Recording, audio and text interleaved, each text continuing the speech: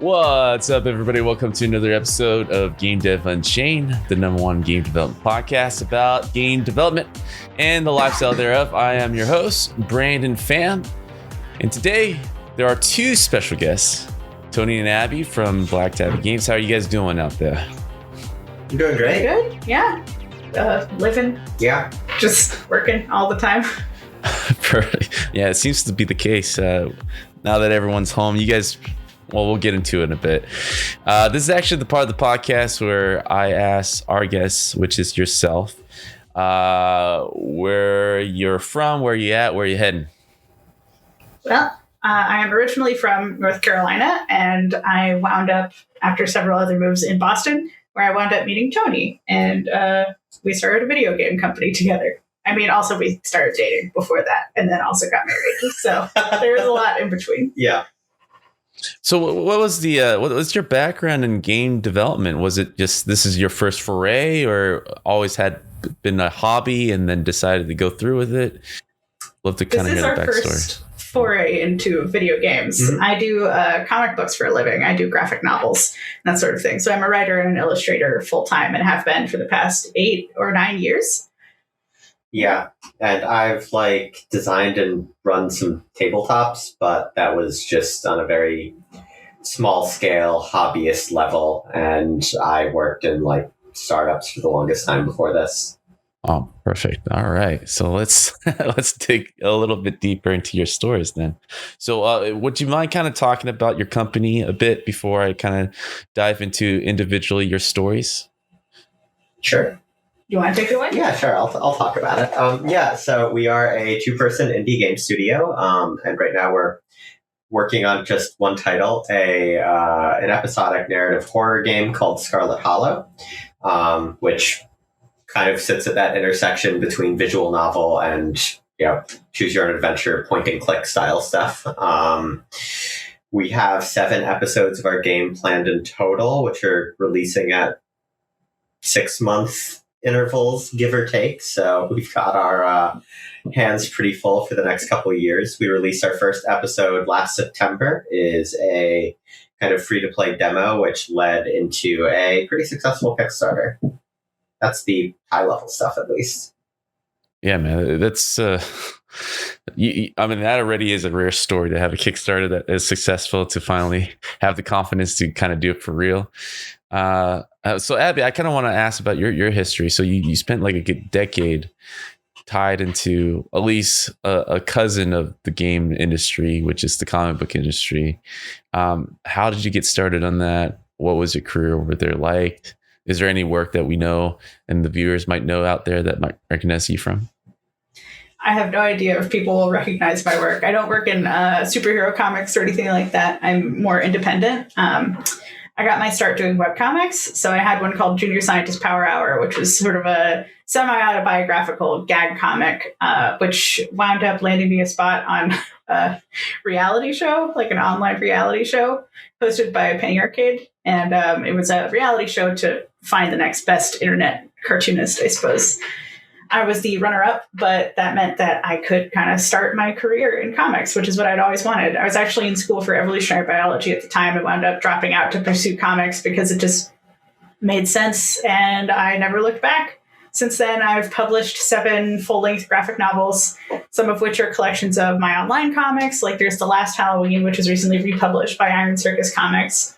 And that one's really fun. It has a lot of starred reviews and that sort of thing. I'm very proud. And I also, just last week, released a new book, The Crossroads at Midnight, which is a collection of 7 short horror comics. So I really love working in horror, but I've also done educational stuff for kids. With Abrams, I did a series of 3 books called Earth Before Us, which is all about paleontology and ancient life, because that's what I studied in school, and I just know a lot about it. Yeah, gosh. So that's kind of what it's been like. Yeah, I guess the last 9 years were, that's basically the whole Marvel boom, right? Yeah. Comic history, superhero comics, but I think there's starting to be a lot more attention towards comics for sources of inspiration now because of the latest thing. So whatever comics are usually known for, which is superhero genre, is now other comics are starting to be recognized of potential stories. Did you, being in that industry, did you see some of this affecting your work? Some of this, because I also know the comic. I know this is a loaded question. Like the San Diego Comic Con used to be more about comics, but now it's more about like movie stars being there. I would love to kind of hear your side of like the comic industry from a perspective of a comic artist, and how it's being affected. Yeah, it's kind of two different worlds in a lot of ways. Like there are comic conventions that I go to that are kind of more like San Diego, but those I usually just go for a panel or two. I don't tend to sit and man a booth the whole time. And it is more of a pop culture convention now, I feel, where it's just kind of a anything. And there's like a small artist alley off to the side or in a different building or something.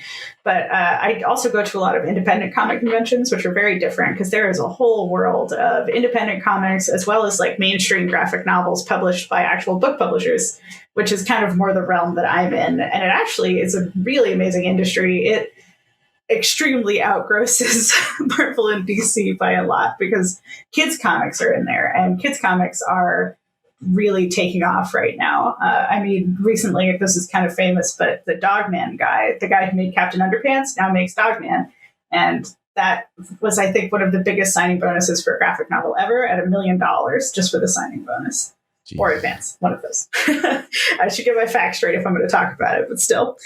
So yeah, it's a pretty big deal, I think.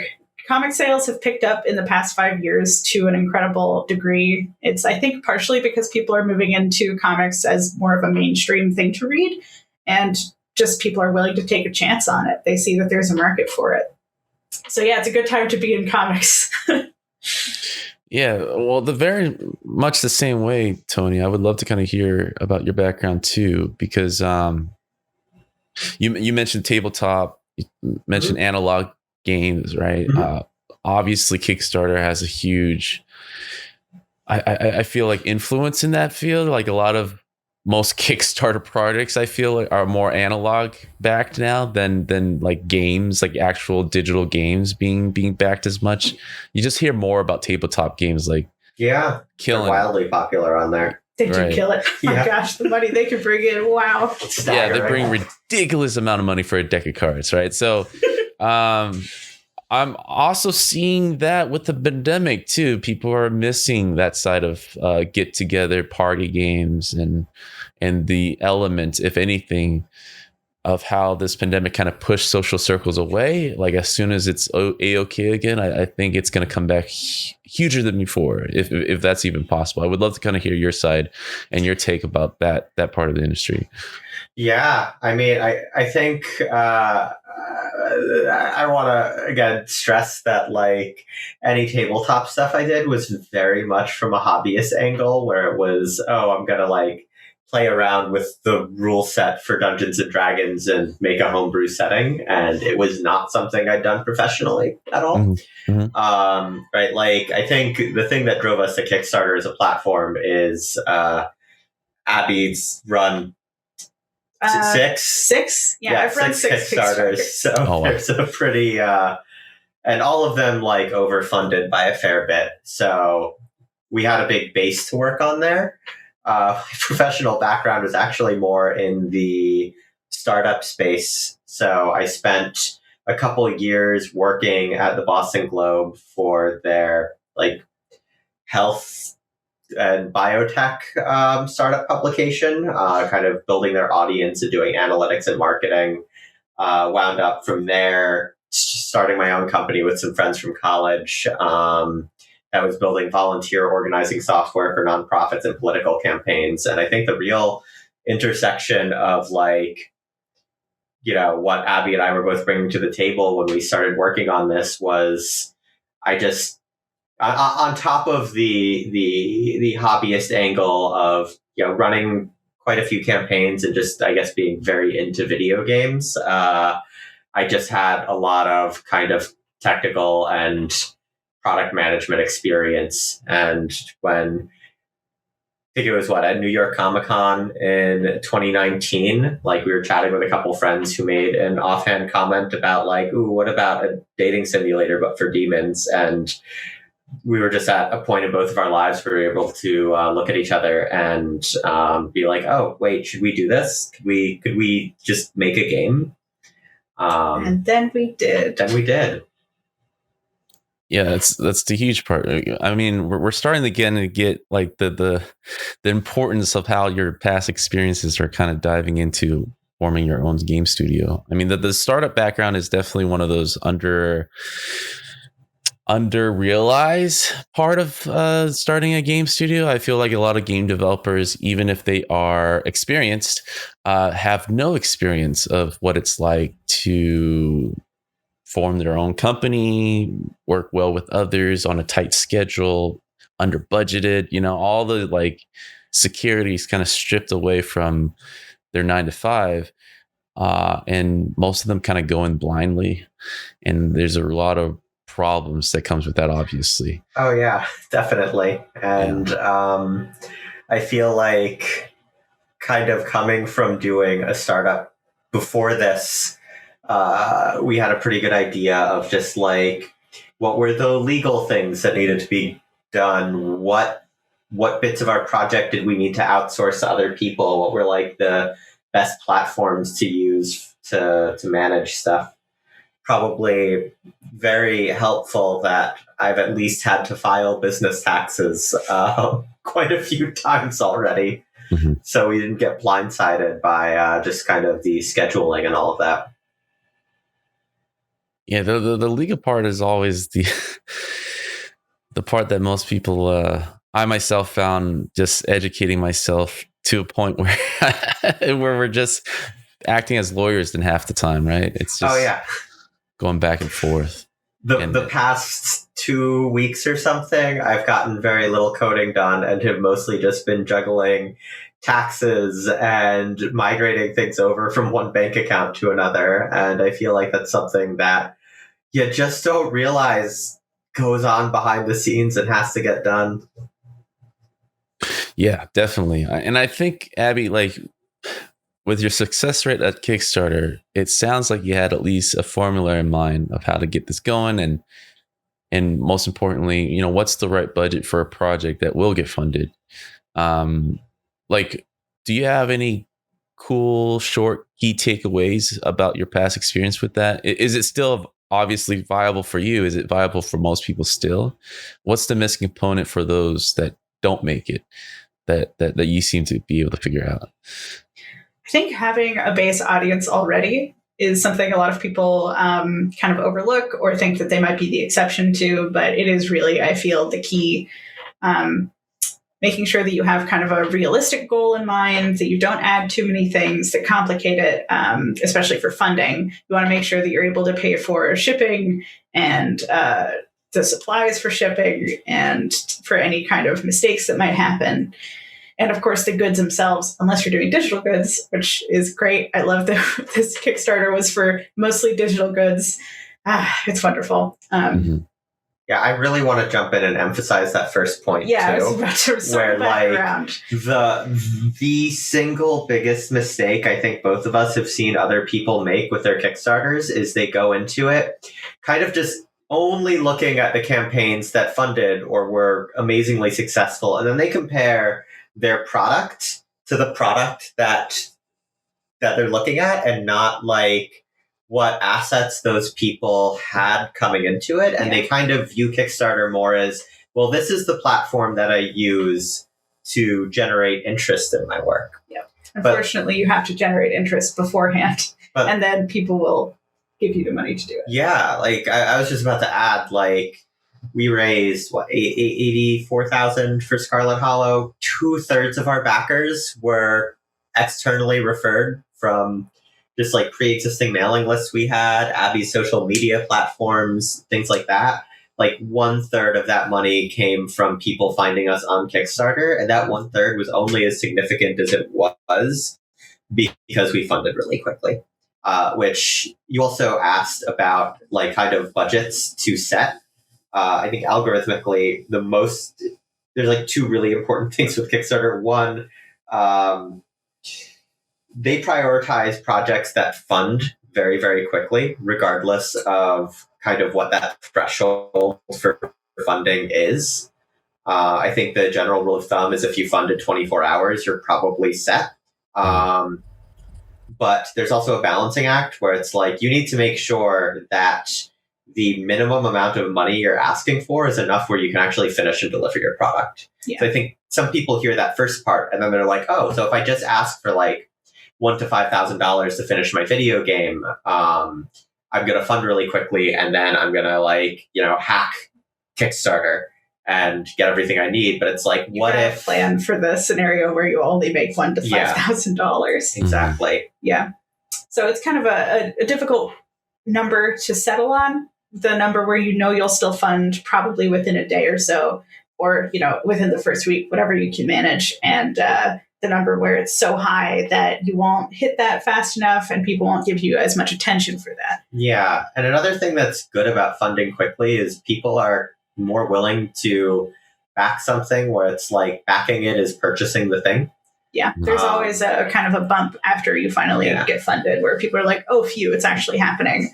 Mm-hmm. I feel safe giving my money to this now. Something I also want to add is you see so many Kickstarters for video games in particular where so many tiers have physical merch. And I feel like folks who run those campaigns often don't actually kind of sit down and put together a spreadsheet of like, okay, what does this merch actually cost us? Because if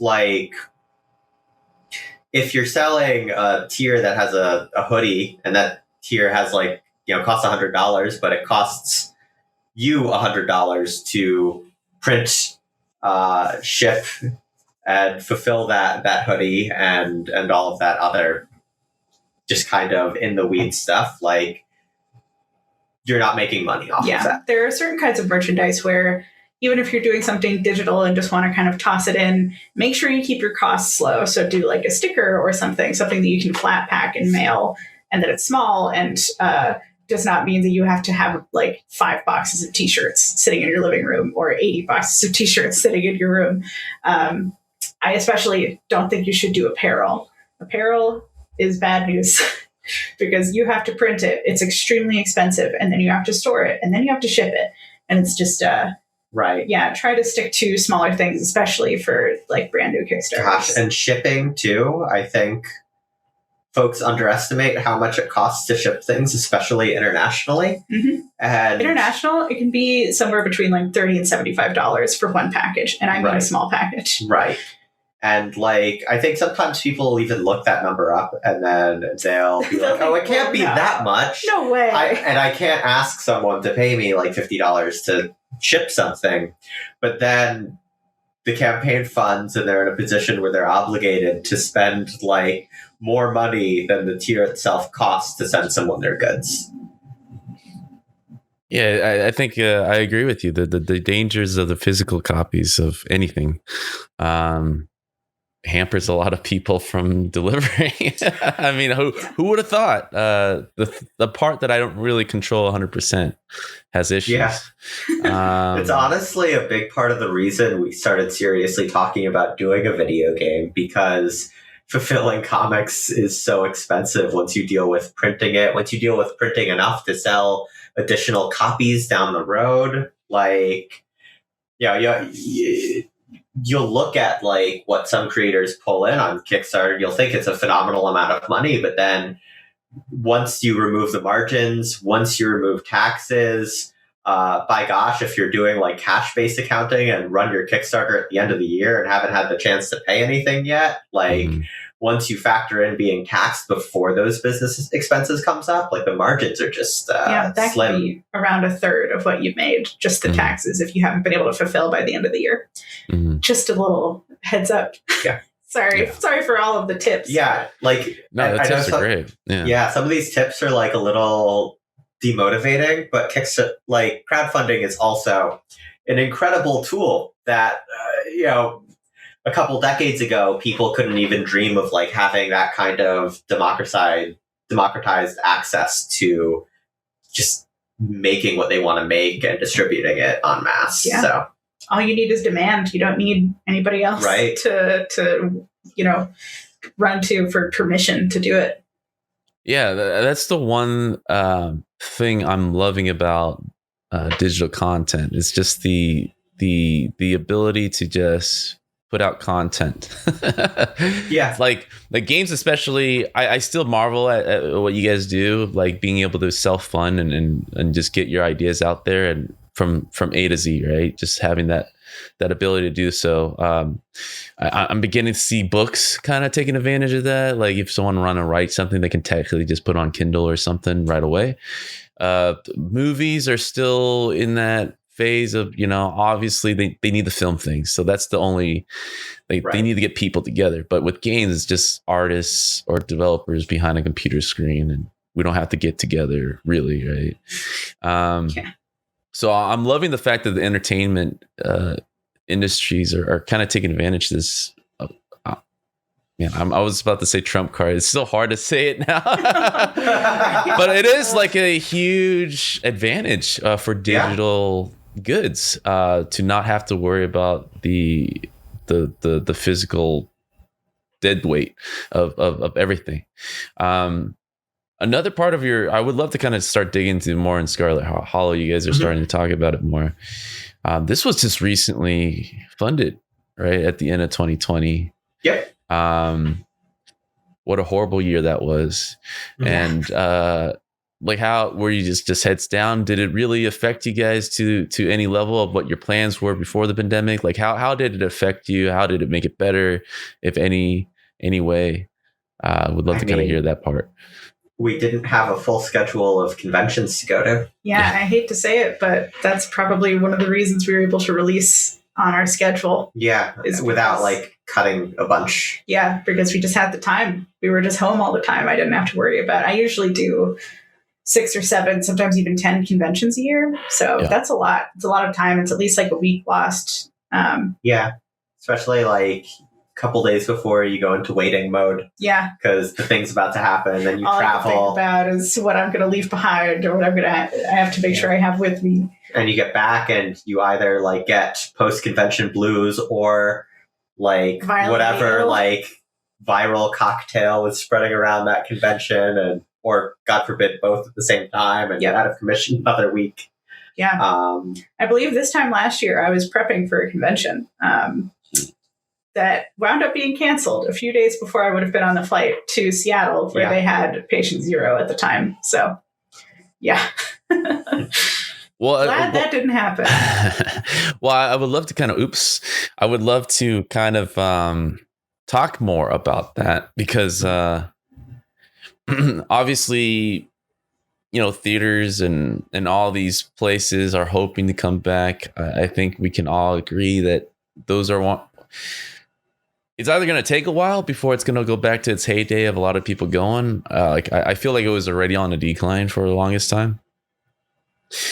These conventions are finding alternatives. I'm hearing a lot the same thing. Like a lot of indie developers are actually glad they don't have to fly around all the time to promote.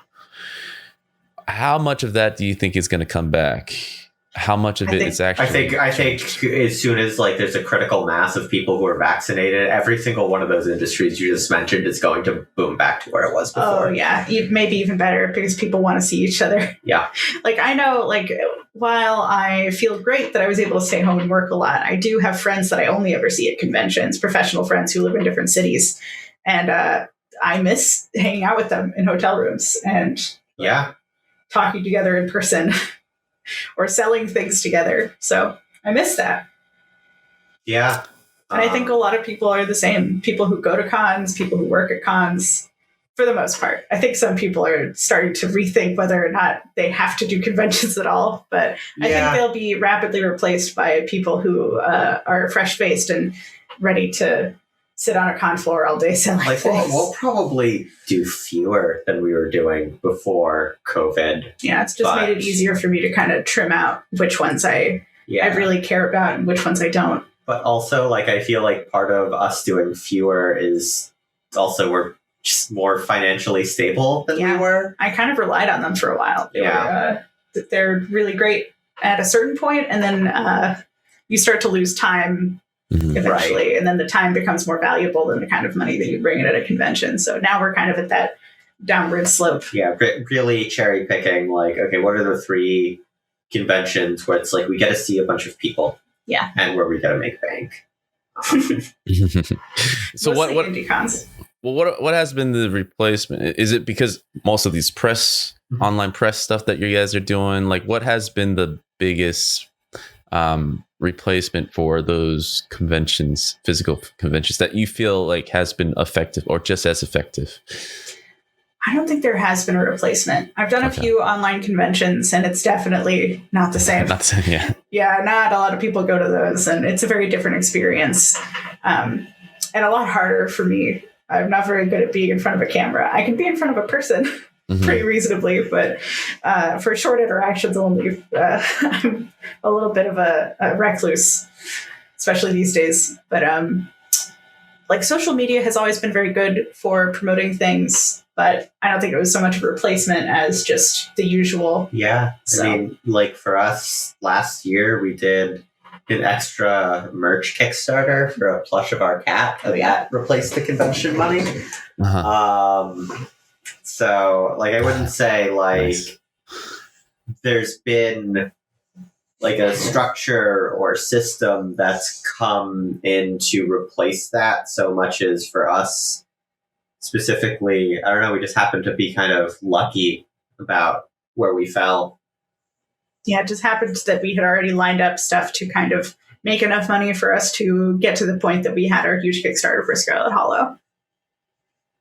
Well, the Scarlet Hollow, how long has that been in development leading up to your campaign? Like how far along did you have to finally figure out crowdfunding as because it was recently, like I mentioned, like October, right? So how long in planning did you have that in place before you started it? Let's see. Like October 2019, I believe. But that's when we were like that was throwing that the was idea like back and forth. Then I was still on a deadline at that time, so we couldn't really work on much beyond just kind of turning to each other every now and then and saying, "Ooh, what if we did this for the story?" Yeah. And that was very much like loose outlines for kind of generally how we wanted it to be. I would say it's been in full development just about a year. Yeah, since around like March of last year is when we really started on it, because I finished the Crossroads at midnight. Pandemic. Yeah, and the pandemic happened. Oh gosh, the day after you finished your huge deadline. So the Crossroads at Midnight is like a 350-page book. I say you have a copy somewhere. I do. It's lost. I can grab that real quick. But it's a very nice chunky book. I had 1 year to do it. Oh wow! Through no fault of the publisher. I just kind of gave myself that deadline. Yeah. Here it is. Wow! It's nice. Awesome. Yeah, it's got a cutout on the cover. Very cool. Anyway, Very cool. But it's 5 shorts, but some of the shorts are 95 pages long. Anyway, it was a lot of work, and it's all hand-drawn, cross-hatched. It's very heavily detailed. So I was working on a very hard deadline. I was working 16-hour plus days, nonstop, no breaks, no weekends. I couldn't go to the gym. I couldn't cook. Like, I was just working constantly for about 3 months. That was when it was really bad. I'd already been working on it for almost a year, but yeah, the day that I finally turned in the final pages, I got to go to the gym and go grocery shopping and walk around outside. And then the day after that, we woke up and the state was in lockdown, and we've been in lockdown ever since. So, yeah, it's very similar to a couple, I believe a couple guests before. They developed Raji, and their crunch time was right before the lockdown as well. And they thought that, they were so looking forward to hitting the beaches, and then everything got closed down. No. So a lot of indie developers kind of lined up in a funny way, in that way. I also like to kind of touch on this point. Like, I always hold like writers as the original, or graphic novelists as the original, like, creative at the top of the chain of being super disciplined and being able to kind of go A to Z without anybody's help. And I think it's an important skill that most indie developers are still figuring out, or most interested AAA developers even who want to do something by themselves don't really understand. So I would love to kind of hear your background a bit with that, Abby, because obviously I don't know, maybe you are super efficient from day one, but like what are the lessons and tips that you have for people who just needs to concentrate and focus and be free from distraction and just getting things done? Is there anything you can kind of shell out there for listeners? Well, I think it does kind of, you have to be able to be working on something where you can kind of enter the state where you just kind of lose yourself into it. But there are ways you can get there, I think.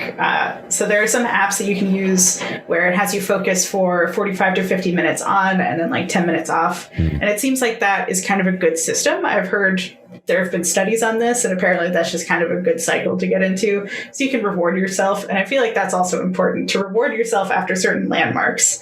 So even if the reward is just, wow, you did it, you reached the next goal. So actually, Tony wound up drawing up a pie chart for me when I was in my deadline for the Crossroads at Midnight. Oh, yeah. Yeah, where every time I finished a page, I could enter it into the pie chart and it would move a little bit. So that was pretty good. Tiny sliver. Yeah, it was a nice motivator to see it keep going. And I see a lot of cartoonists doing that actually with really tough deadlines where they wind up coming up with a chart or some kind of a system where they get to fill in something to say, yes, I have finished part of this, and to just see how far it's progressed as you go is really satisfying. So that's something.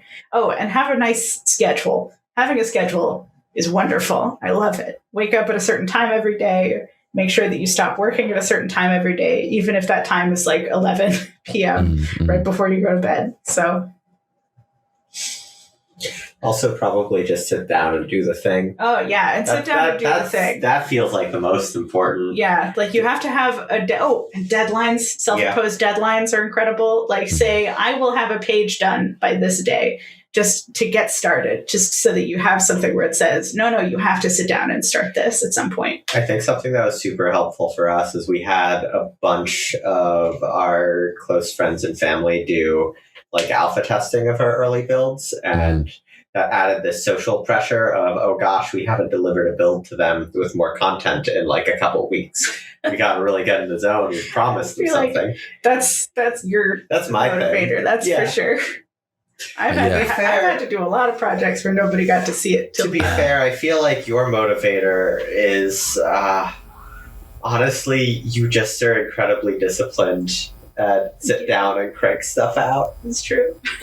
Like, it's not that I doubt that the methods you shared are like helpful, but I feel like, do you use any of the things I use the pie chart. You use the pie chart, but other than that, you just sit down and do the work. I do just sit down and do the work. In fact, I actually kind of sometimes find those little apps where it's like, grow a tree in 50 minutes, and then you get a break. A little distracting, because then it makes me take breaks. Yeah. But I think you're just far along. Yeah, you're already habit formed. Yeah, exactly. So you're there. Yeah.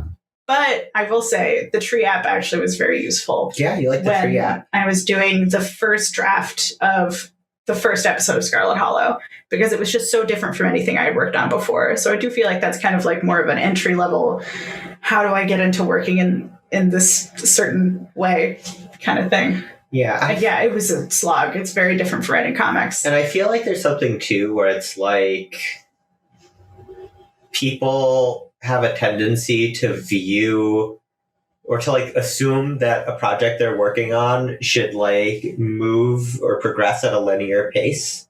But I feel like, at least for me, when I'm sitting down and doing like, putting the scripts into the engine and doing edits and stuff, like sometimes it's just I need to sit down and move incredibly slowly for an hour while my brain shifts into gear. And then at that point, like I'm able to move a lot more quickly. But I feel like if I were to just, kind of do half an hour of being stuck, give up a little bit, and then come back again, like that would kind of reset. And I would never get into the sort of flow state needed to get it done. That is true. Like this also works kind of as the months progress during, especially these like episode breaks that we do. So it starts out really slow where we're both kind of not doing very well at doing our parts. And then it speeds up a lot as the deadline approaches. So sometimes that's just how people work. We're both very good at crunch. We're great at crunch, which I wish we weren't great at. I wish we were just good at working very consistently so that we could just not have to have those few weeks at the end where we're going nonstop. Yeah. But that's just how it is. Yeah, I think the key thing that I've learned is it's just accountability, either other people or yourself. It's like a checklist for yourself, and like, hey, I didn't get to this. It's just people, and I think that's the thing with games. You just got to have deadlines. No deadlines, you're creating forever, and there's no one's gonna see it. It's like, why does it matter? And I think that's the problem where a lot of developers just are too relaxed, and it's ready when it's ready. It's the worst model that you can have for a creative. Don't worry about it. I feel like you need a push and pull of those two things, because I'm personally very much in favor of delaying stuff if it needs extra time in the oven. Mm-hmm. But there needs to be that balance struck between this is being delayed because delaying it'll make it better versus this is being delayed because that means we can push off our deadline. And I'm scared it's not good enough as is. It's that phrase, right? Perfect is the enemy of the good.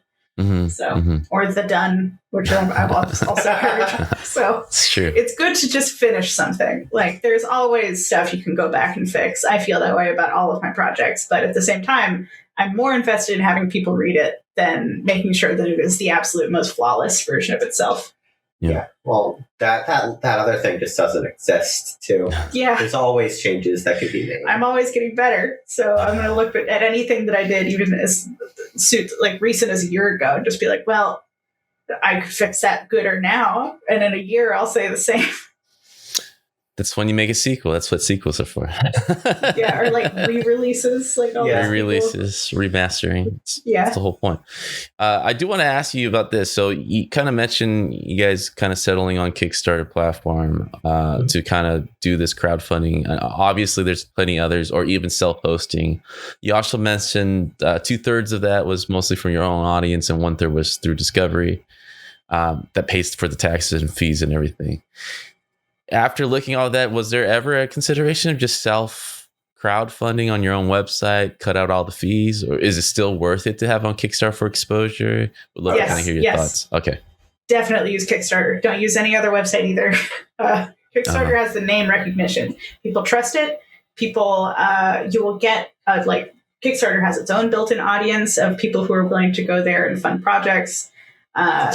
It makes you whatever you're making more reputable. Yeah, it's a difference of thousands. Like, even if you're looking at thousands of money. Yeah. Even if you're looking at another crowdfunding platform like Indiegogo, like, I would say just alone the fact that Kickstarter will only give you the money if you fund, like, makes people treat your project more seriously. Yeah. You see a game on Indiegogo that's trying to raise like $100,000 and they're at like 20,000. Like, are you going to back that, knowing that like they might not even come close to getting what they need to finish it, especially when crowdfunding projects are already a bit of a risky investment. Yeah. Yeah, like I always kind of take note of that. Like there was like a few years ago where Kickstarter was everything, and then like a lot of bad apples happened where they were just taking people's money, and that kind of ruined it for the rest of us. Are we still in that kind of phase with distrust? Is the damage there to stay with the stigma of crowdfunding, or do you feel like that's disappearing slowly? Like, what are your analytics? I think it's like always kind of been a certain level of distrust because some people just don't follow through. Even if they didn't mean to scam people, things happen, things fall through.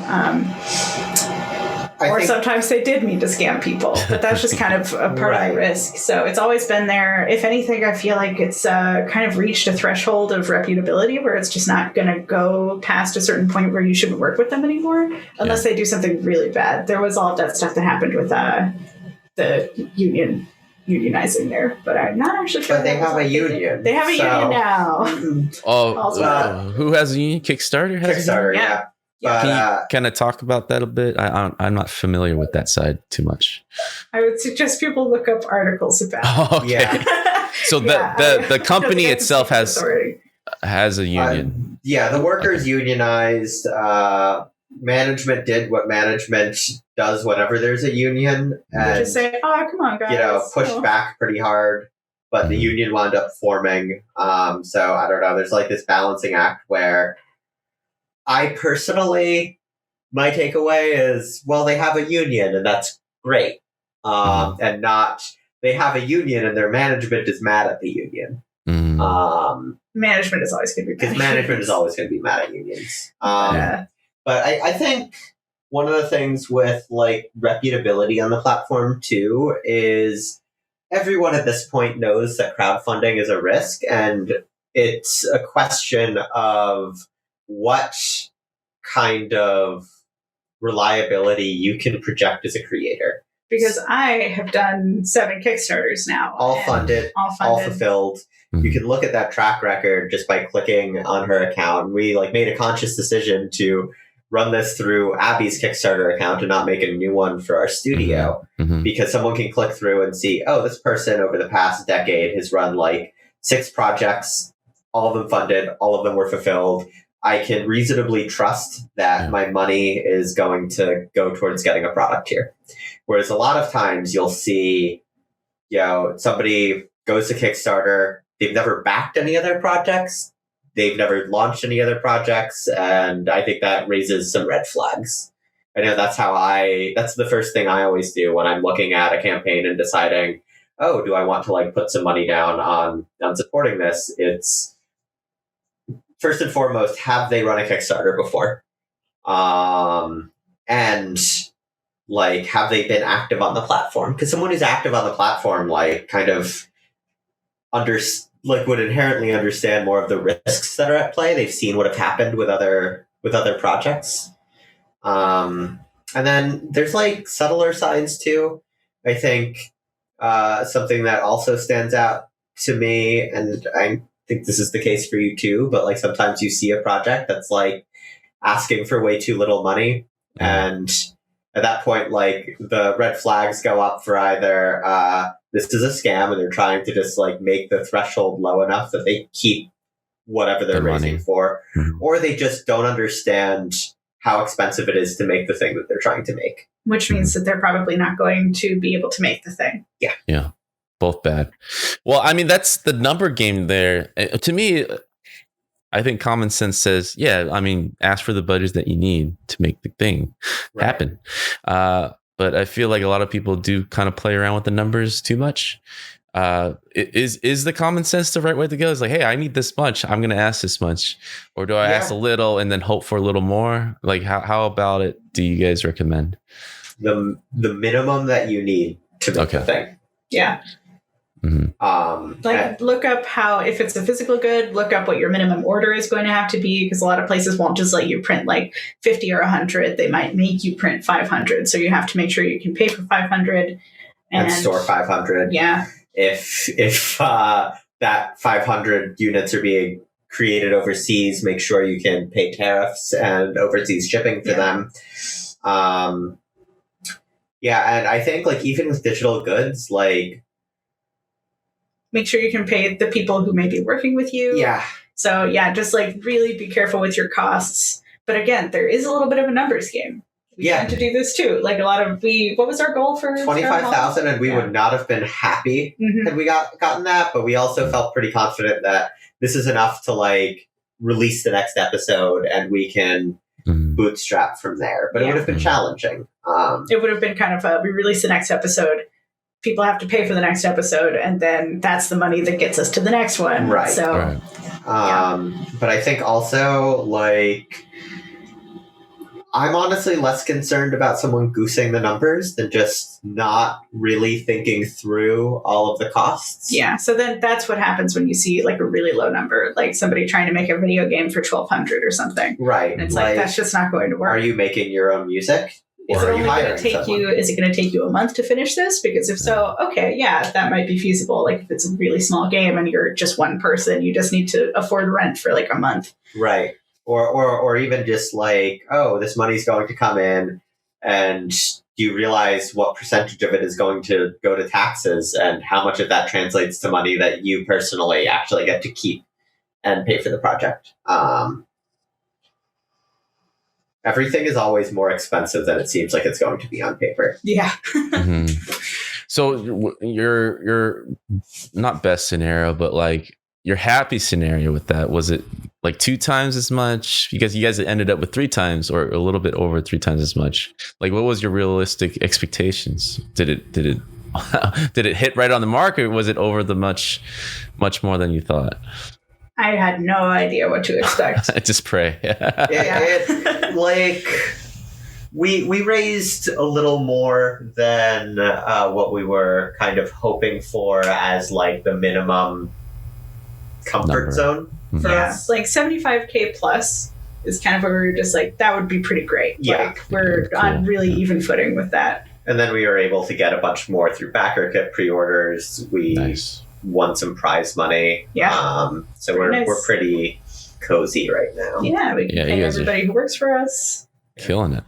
Well, I love to kind of ask about this. Is like, obviously you have a foundation there to have an idea, confident at this point to kind of get it funded and be 100% control. I think by this point too, you're probably getting third-party interests. Like, people are like, hey, I want to get in on this. Have you guys considered that? How far has that ever gone? What are the cons of that? Besides the obvious, but would love to kind of go over the obvious as well. We talked to a couple publishers, and I think our main takeaway was that just given the fact that we secured funding on our own, and given the fact that between Abby and I, we have a really broad set of skills, there wasn't a real value add. Yeah.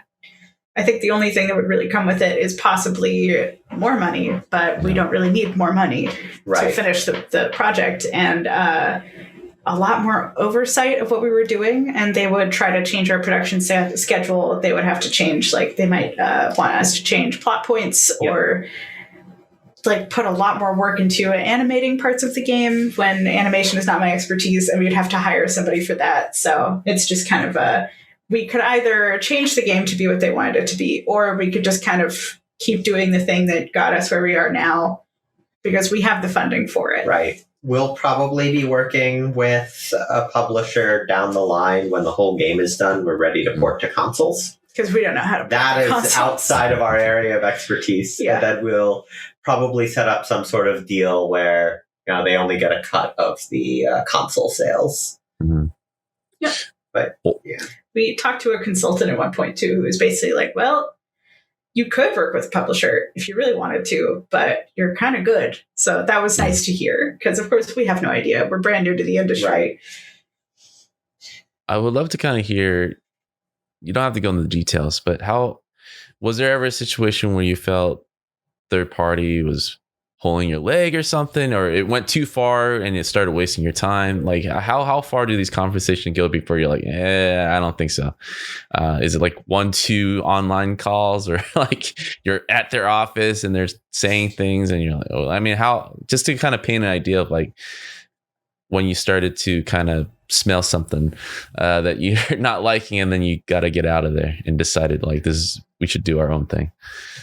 As someone who's been an independent creator for almost a decade, I always feel very suspicious of anybody I talk to about working with them. I mean, not suspicious, but I'm always kind of like, okay, how will you change the thing that I'm doing? Yeah, so. I would say like those conversations were fast and to the point for the most part. Mm-hmm. I think that was something that my previous startup experience was helpful for, because I had a lot of experience really being strung along for months at a time by investors, and no payment. Kind of new in this scenario.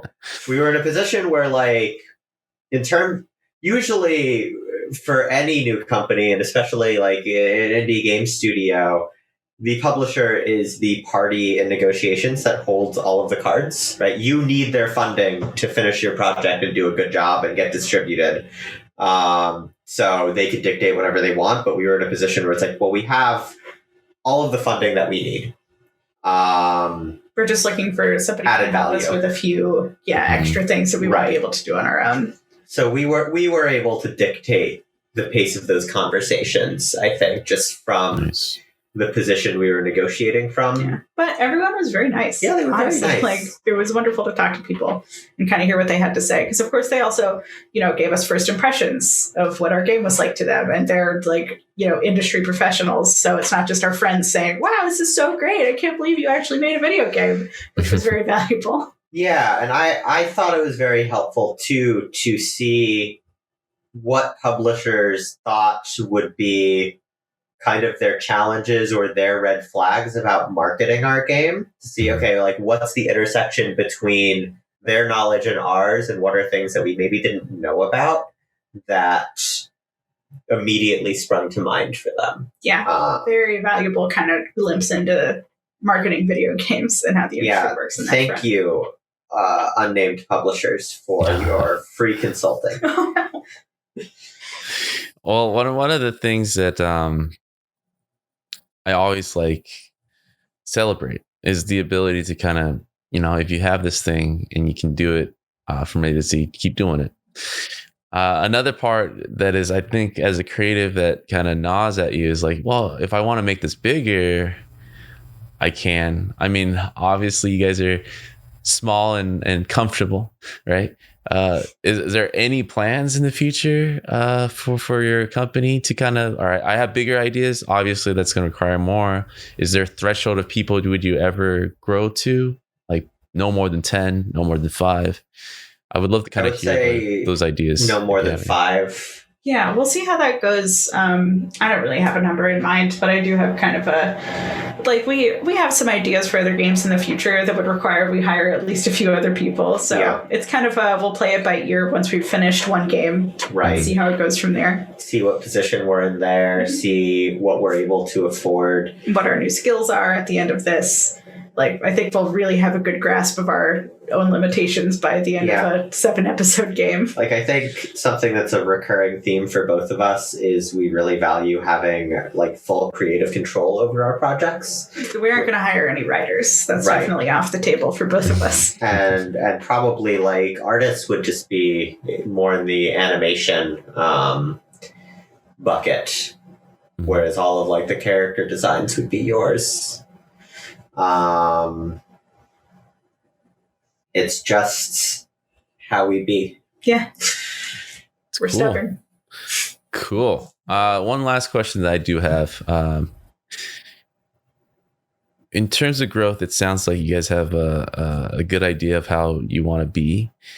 The one thing that I do marvel at is it seems like you guys have you have stories that you want to tell. And at least with movies and anything entertainment and games, right? We hear about how the marketability, right? Like keeping ahead of trends or knowing what trends, but like also the successful games that we like ignores all that. It seems like you guys ignore all that. It's not really needing to kind of take information from outside influences to kind of say what you need to say. Like how I would love to kind of hear your thoughts about that part. Like how important is that? Does it matter in your own experience? Like, do I need to keep on?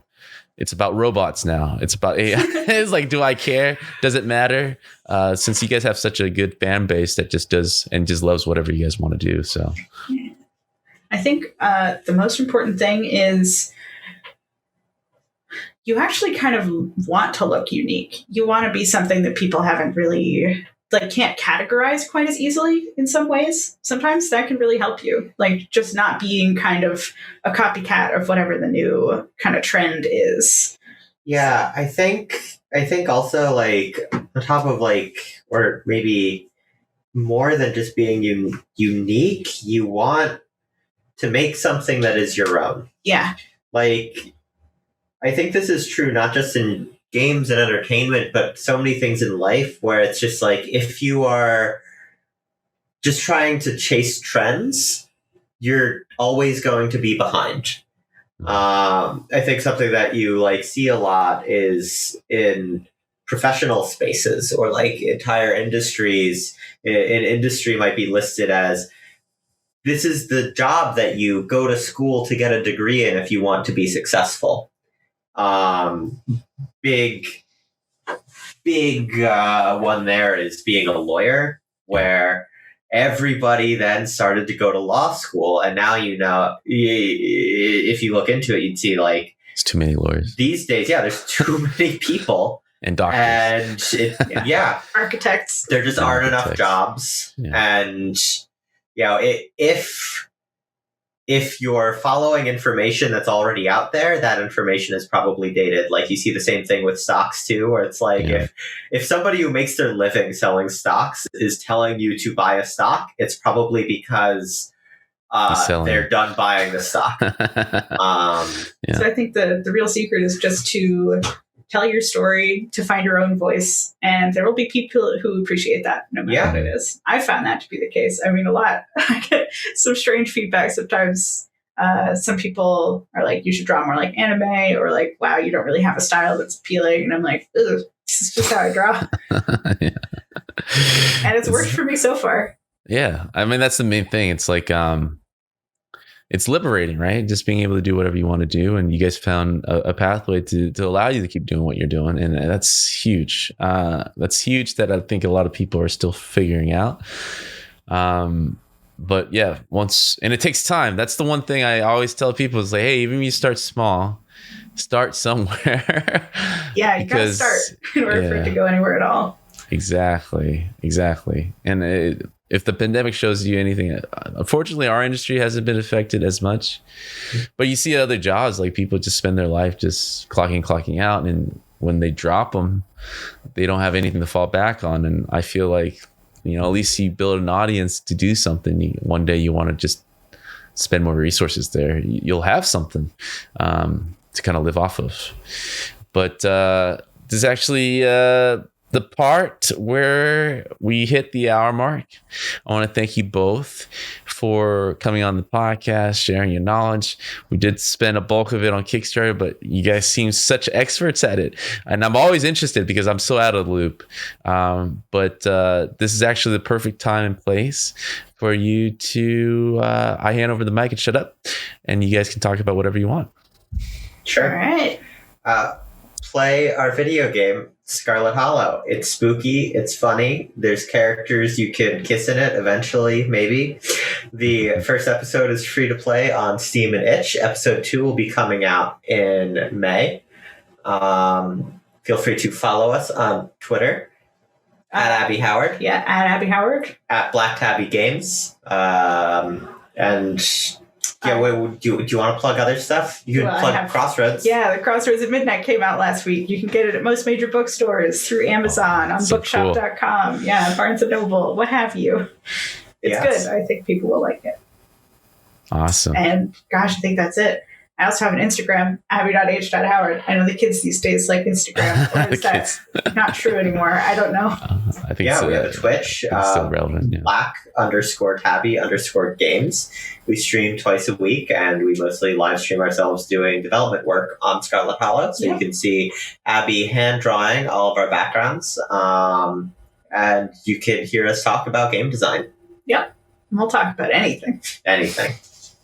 Well, perfect. As the usual, you can find all the links and info for this episode in the description below. I want to thank you both again for coming on, reaching out. Awesome story. It makes me happy, gives me hope, and I'm sure a lot of listeners out there to do something if they have a good idea.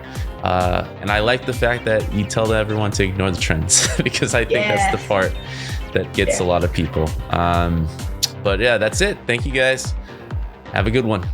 Yeah, thank you so much for having us. Thank you so much for having us.